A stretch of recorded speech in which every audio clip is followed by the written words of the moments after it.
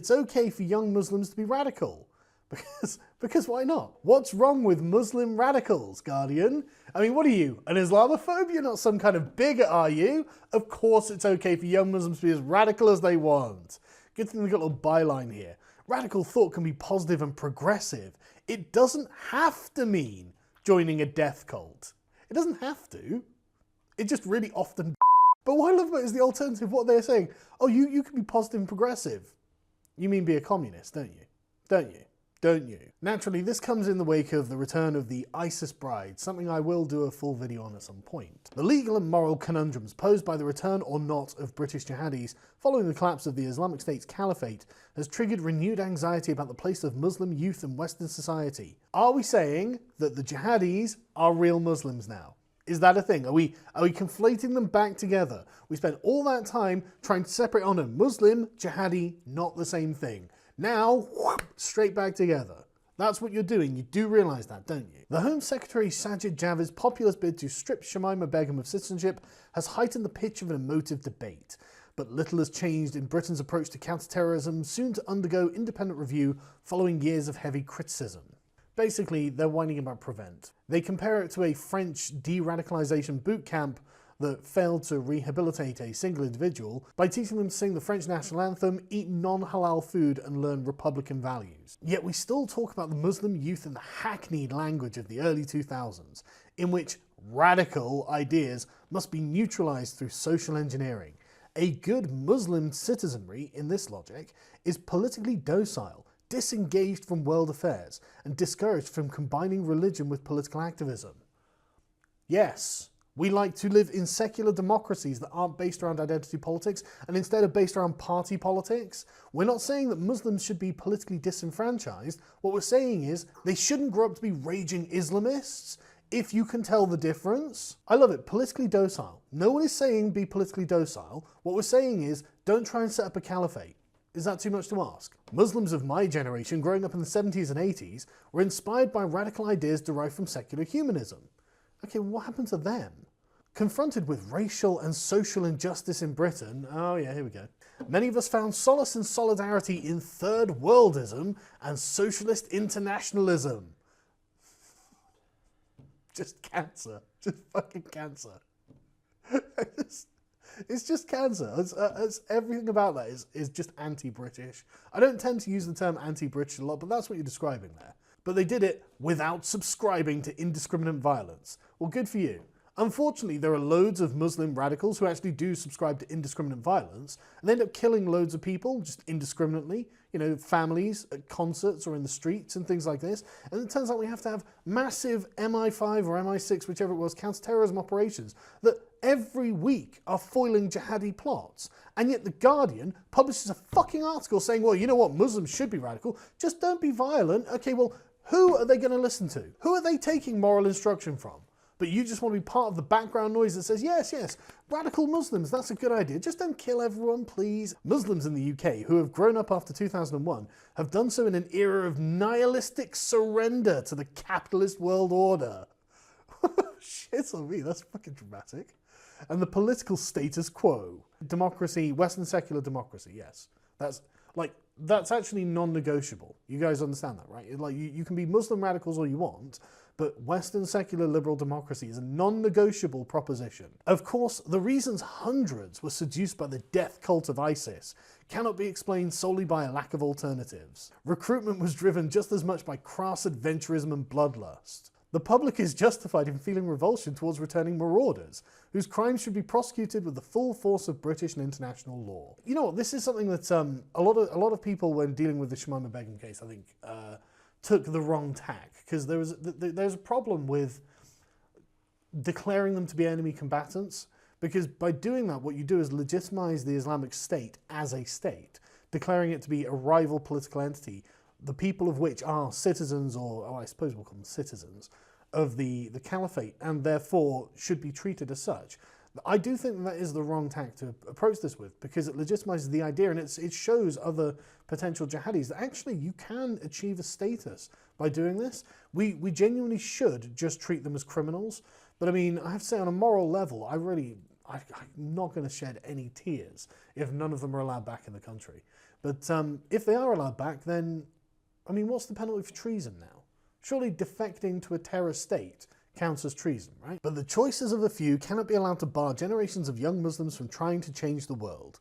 Rather than view them with fear, a supposedly open society like the UK should ask how their dynamic potential can be allowed to flourish. It really depends what they're trying to bring into existence, doesn't it? I mean, if they're trying to create some sort of Islamic state, even if it's not done by jihad, that's rather in conflict with our secular constitutionalism, and I think that that's way more important. What are these people advocating for? What are they asking for that we're supposed to be, as an open society, unable to defend in our own traditions? You know, there is nothing that they are going to be able to provide that is not also going to come into conflict with the established values that have made this nation what it is. And so that's really a question that, I mean, ultimately that's a point of conflict that is going to have to be addressed at some point by someone, and there's no pretending that that can't be the case. And frankly, the only option is that these people have to change, because otherwise that means sacrificing what it is that makes this country what this country is, that makes this country unique and special, and gives this what this country has given to the world, completely just denigrates that contribution. And the thing is, it's this next paragraph that really puts it into the wider context, right? The Ummah, or community of believers, wherever in the world they are, is a powerful idea among many young British Muslims, attuning them to suffering and injustice in other countries. Yeah, that's kind of the problem, isn't it? I mean, what was it the guy who murdered Lee Rigby said? He was complaining specifically about the suffering of Muslims in other countries, under the assumption that Britain was causing it, but under the assumption that we were just complicit in this, that this was completely justified. I mean, it's not like this isn't an internationalist idea that has a much deeper and wider scope than this person is giving it credit for here. But it's just said as if it's nothing. It's just, oh, well, you know, all Muslims are basically one big family, in the same way that in the same way that white nationalists say that all white people are just one big family. You know, it's really not very multicultural. It's not very inclusive and tolerant. But this is where the theocracy comes in. A smattering of British Muslims who already occupy prominent positions in public life may identify with Islam or reject faith-based politics altogether. In this country, we do reject faith-based politics. We are a secular society. That's the point. That's the whole point of developing religious toleration is so that we can be a secular society. So each person can, in private or even in public, in places of worship, you know, follow their own religion, but keep it out of political life, because your religion is not a constitution for the rest of humanity, as Imam Tawhidi said.